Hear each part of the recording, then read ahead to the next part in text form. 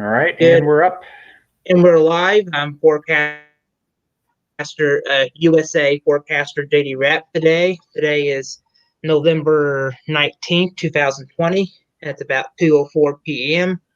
We're converting this to Illinois Stormwatch, USA Severe Weather Network, and YouTube. So we're tracking the potentially for a red flag warning. Very often we don't get these, and a wind advisory also too. So let's turn things over to Isaac, you quick. Okay. Yeah, so a lot of us in southern Illinois, surrounding parts of the Mid-South, um, looks like we got wind advisories, red flag warnings of concern. So yeah, several million people. I'm going to zoom out a little bit, but yeah, red flag warnings. I'm going to put my screen back up. Yeah, stretching from the Ozarks to the mid Mississippi, parts of middle and west Tennessee, the Ohio Valley, parts of Kentucky, even stretching towards the Great Lakes. I mean, obviously, we got wind advisory surrounding that up towards the Illinois Valley, towards Lake Michigan as well, and even into sections of the plains here. But yeah, so the overall concern we have, we can see a lot of us are unseasonably warm. We definitely have been unseasonably warm. And Austin was with us earlier. We talked about some of our consecutive records that some of us got to, like I mean, this Peoria. Near Peoria, Illinois, actually, where we're based. We have seen at least 5, or if I'm right, 6 nowadays. Earlier in the month, we got consecutive 70-degree days, and that has been a record for consecutive 70-degree days. 2 of those were daily records. I'll have to verify, but yeah, nonetheless, I'm going to show you guys what we got going on. So, I mean, we can see talking for a second. A lot of us are in the upper 60s to the 70s, and we can see the humidity is about 37% around the Illinois Valley, and we can see the much warmer air and the stronger gusts, if you will. We have gusts 30 to 40 miles per hour across much of, and that's enough to bring some isolated power outages too. We have some dry air that's in place, and some of these could lead to falling tree branches, maybe isolated outages. And then here's the thing, Isaac. Here's another thing I'm going to talk about. This: you do not want to be burning today. Have some common sense today. I mean, I know a lot of farmers out there, because I'm one of them, and a lot of people like to burn leaves because we haven't having so many wind events. Just put it off the best you can. Do not try it, because you're responsible for your fire and your actions. So even the firefighters do their job. You just don't want to make the fire worse, right, Isaac? Yeah, sure. And I was told, I'm not sure the source, and I'll have to keep verifying. I've been looking through Twitter feeds and whatnot, but yeah, there probably have been a few reports of brush fires. Obviously not uncontrolled fires or like anything that's I would consider like a wildfire. Nothing like evacuations or anything like that here. I mean, you generally think of that stuff out of California, but I mean, or anywhere out west. But I will definitely caution. A lot of us, we have much lower humidity, and I will say there's a lot of trees and foresty areas as you get closer to the Ohio Valley and the Shawnee National Forest area. I mean, obviously, and again, not too many of us are harvesting right now either. I mean, we can see the observations across the state. A lot of us are in the 70s. Some of us are seeing winds gusting into 30 to about 40 miles per hour. And I will say that obviously this isn't going to be like extremely fierce winds, no. But I mean, we're definitely seeing gusts. We're not talking about a derecho wind here. Well, yeah. I mean, we have a 45 mile per hour gust but I mean, a lot of the concern we have isn't for the sustained winds. I mean, the sustained winds are probably about 15, 20-ish miles per hour. If I'm reading, yeah. Well, here's another thing, Isaac. 28 here in yeah, Metropolis. No. Trying to remember a Metropolis. Here's another thing. You don't want to be you don't want to be fishing on the you don't want to be fishing on the water today. The waters are going to be very dangerous today, right? The Murfreesboro, lakes, right? I meant, yeah. I meant Murfreesboro here, not Metropolis. But you can see 45 miles per hour. Oh, the Carbondale. I keep mixing Murfreesboro and Carbondale. Huh? Yeah, I mean, so yeah, we have gusts up to 28.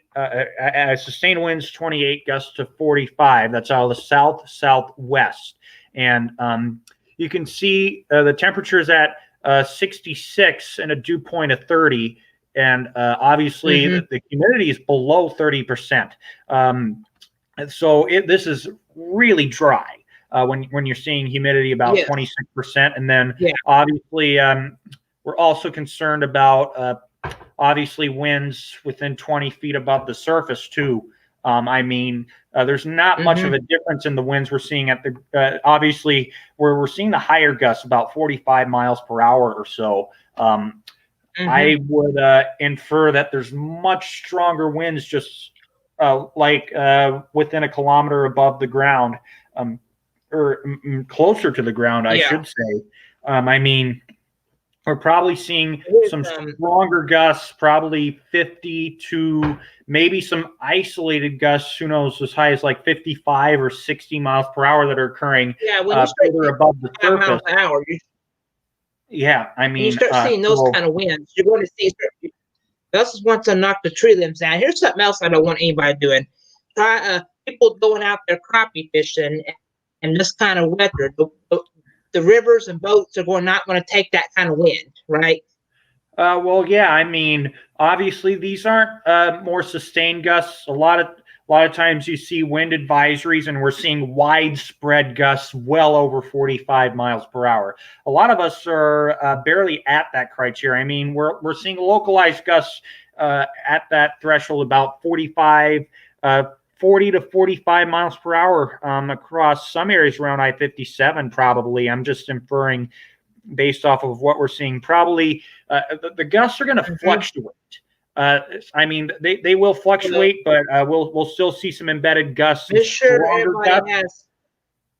Make sure everybody has their trash cans tied down, or any holiday decorations. We'll get there. Anchored down, or they want to. Sorry. Yeah. So what I'm concerned about, obviously, the gusts have been fluctuating, but just above the surface, there's air that's kind of sinking. Well, I mean, rather some of the stronger winds from further aloft may mix in at the ground because there's some pressure fluctuations that I'm looking at as well. And I was looking at the surface analysis, the latest surface analysis from the Weather Prediction Center. This is combined with a whole bunch of modeling data and this analysis and things from like weather balloons as well, where we can determine like frontal positions and ISO bars and whatnot. But we can see. I was going to share stuff in a minute, okay? What? I'll share my screen here. I'm just showing you the forecast here on the winds from my area. Looks like the winds are blowing at southwest around 24 right now. No, 29. Take that back. 24 to 29 miles an hour. That's very strong, isn't it? So you were pointing out sustained winds 24 to 29 or gusts 24 to 29. Let me full screen so I can see that better. But yeah, looks like yes.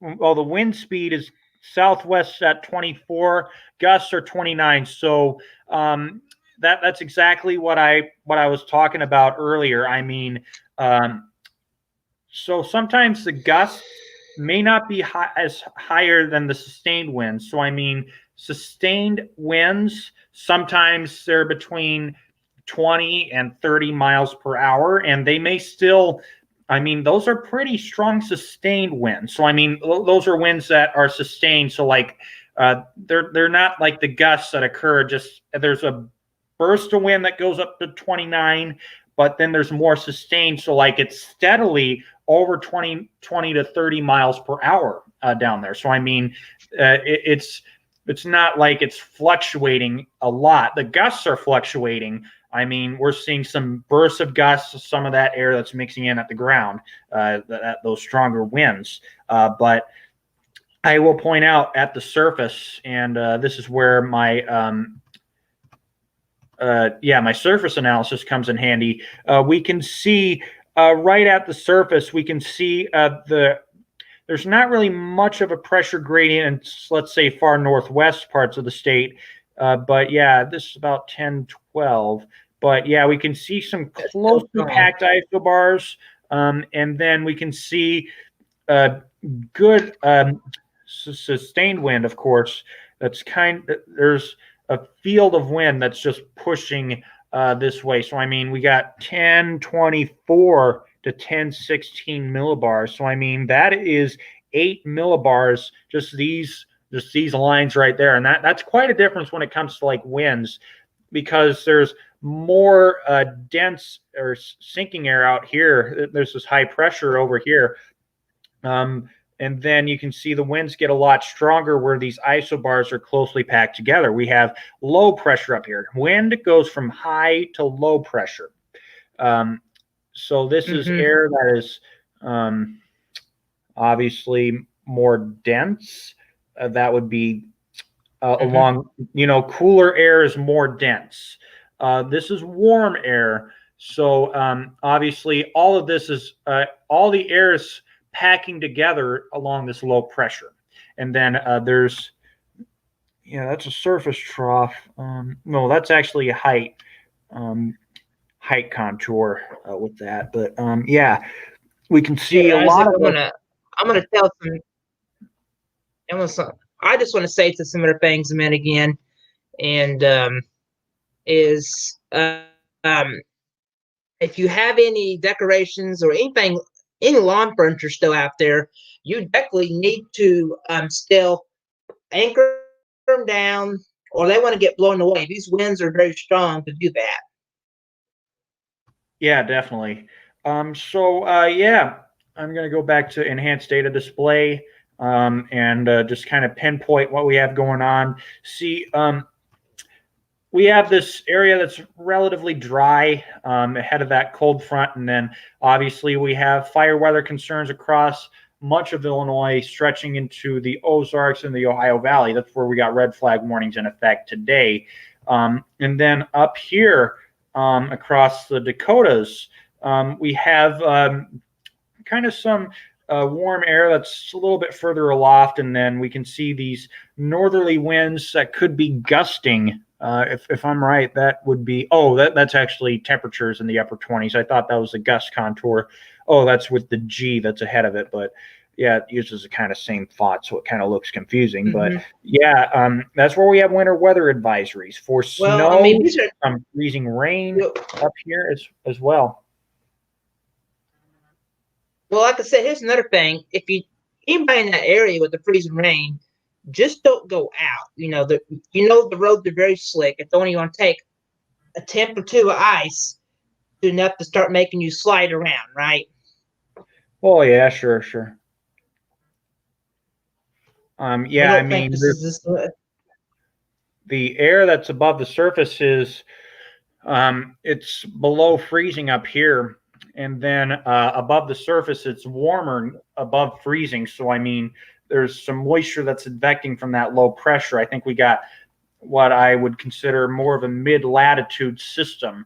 We got somebody on here, Isaac. Yeah. Want somebody to join us again. Who is that? Oh, that's just another user. But yeah, I mean, that's what we got going on for a lot of us. I mean, looks like it's fairly dry down here as well. The gusts are 17 miles per hour. But look at the temperatures down here in New Mexico and the panhandles. close to 80 degrees, and then the humidity is 17%. Yeah, I mean, sometimes it's not factoring in the winds. Sometimes we're talking just plain very low humidity, and that it makes all the difference when we're talking humidity. The dew points and the temperature, not only the range, but I mean, it's how much this air at the ground is saturated. I mean, 30-degree Fahrenheit dew point, that is basically talking very low humidity. There's not much moisture or water particulate content at the ground. So, I mean, obviously any fire could grow out of control because there's not moisture to help contain fire or anything. So, I mean, that's always something we got to monitor in the fall. Yeah. So anybody in Southern Illinois today, just be careful. Avoid the burning rules. Do not burn if it's possible. Just wait for the next rain. I mean, if you burn things today, you're going to cause a big mess with fires, and we don't want to have to put them all out, right, Isaac? Well, sure. I mean, just all the red flag warning and things like that mean you got to be careful and listen to your local officials. There may be burn bans in your area. We want to be very careful with that. So, I mean, obviously, if we're talking, this is fire weather. Red flag warning doesn't mean there's a fire occurring now. What this means is that there are plenty of farmers out there, and then could be harvesting still. Who knows?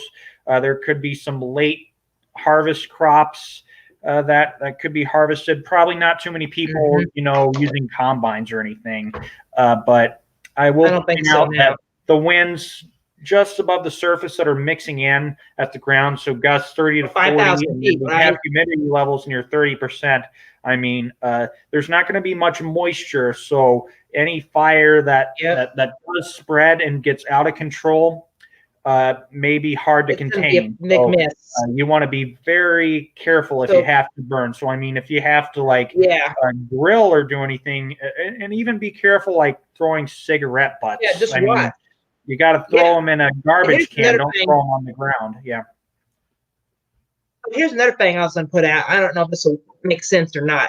If anybody decorates outside this time of year and it's dry, just be careful in case you would blow a fuse, and that could cause a spark, couldn't it? Are you talking about electricity? Yes. Oh, that could happen too, couldn't it? Well, sure. I mean, as long as you're not drawing too many amps, I mean, you could plug in something that draws a lot of load, like lights and LEDs, LED strips or things like that. As long as they're not animatronic, they're drawing a whole bunch of load, these servos and things like that with holiday decorations. I'm just putting that out there too. It's not going to really be much of an issue if you're using electricity. You don't. This isn't something you have to conserve electricity for or anything. But I mean, but like I said, if you are, and like I said, Isaac, a red flag warning is just like a high risk of severe weather. It doesn't get very into you very often. It's only a few hundreds a year you get that, right? JD, I will kind of clarify. I mean, in terms of a high risk of severe weather, that's something you get probably once or twice a year. I mean, that's something on a nationwide scale. In terms of a red flag warning, probably a typical location may see a red flag warning once a year, just depending on where you live. I mean, obviously a high risk or a more synoptic scale outbreak of severe weather. This isn't kind of obviously dry conditions and red flag warnings. You see that probably all the time across the country. So, I mean, sorry about that. Well, I mean, no, that's not what I mean. This is kind of a once in probably some areas don't see red flag warnings that commonly. Right. But you want to take them very seriously. It still kind of puts, this does put to the table, how serious something comes about, because it's not too rare. Well, it's fairly rare that areas see, fire weather conditions by this degree. And I mean, we had earlier in October, we had that one fire weather event. Yeah, I remember that. We had Altamont, Peoria. I actually drove by the Southport Road when that brush fire started. It was actually down the line. Obviously, it was just a small fire, but it led to the road closure, and probably. So you're talking about this is in October? 1 acre got burned up there. I mean, there's some other fires that were reported across central and southeast Illinois. I do remember. Yeah.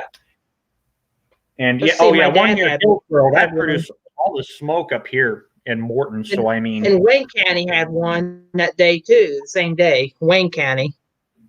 Okay, so I mean, generally, I mean, that was a day where the humidity was well below 30%. Oh yeah, 20 to 25%, if I recall, that day. And I mean, here today, I mean, we're right around that red flag warning threshold, especially those that are seeing humidity, those 20-foot fuels, fuels. I mean, the fuels are very dry, or rather, I should say, there's enough fuel. I'm trying to remember what that is, but I mean, this is also one of the conditions that. I mean, obviously, not just factoring in the humidity and the winds, but also that there's a smaller area where there's much lower humidity. So, I mean, this is combined right at the ground, not like in terms of like 20 feet above the surface, what the satellites detect, but right at the ground, away from all the mesonet, or where the humidity is sensed accurately. Sometimes it's much drier where there's like dead grass and all that. I mean, the humidity is probably much and here's lower. Another thing I was gonna. Here's another thing that people might have trouble this time of year is, it's getting kind of cold in the mornings, and people might want to start building fires in their fireplaces. So that's another thing you don't want to do tonight, is start doing that. Oh, okay. I mean, generally, if you're using burns like in a contained area, so like let's say a fireplace or a fire pit, as long as it's something that the winds don't filter down into. I mean, you have to have it in a contained area. So like a grill close to the house, not where the fumes are going inside the house, but still where everything's properly exhausted and it's in a pit in a contained area, you should probably be fine. Just don't be burning in open areas. So like fields. Yeah, you don't want to start doing any field fires, throwing cigarette butts or anything on the ground. So like on dry grass or anything like that. And, yeah, you don't want to, and nobody needs to go camping. It's because that's what you'll have trouble in, that people want to go into tents and wanting to build campfires. That's the trouble we'll get into. Yeah, sure. Just be careful if you have any outdoor recreation going on, definitely with all these strong winds that are pushing through the area as well. So, I mean, if you're cooking out, just be careful. I mean, definitely you want to have larger grills. Again, just that's kind of the point. Put it off till the wind dies down. Yeah. Maybe just put your night out, or you just if you want to grill, find another night where it's not going to be as windy. Well, sure. Just the key is to be careful, not to use common sense. Burning. No, just be very careful. Make sure you're doing it in a very contained space, like a pit. Don't be doing like compost fires where you're doing a whole brush fire, like you're burning a whole bunch of compost, and that could probably get out of control. So again, you're going to want to be very careful. I think we covered everything. So be careful. Everybody just needs to be careful of burning. Just use common sense, and I think this will probably complete the video. All right, so we will be back with MesoWatch very soon. We'll see you soon.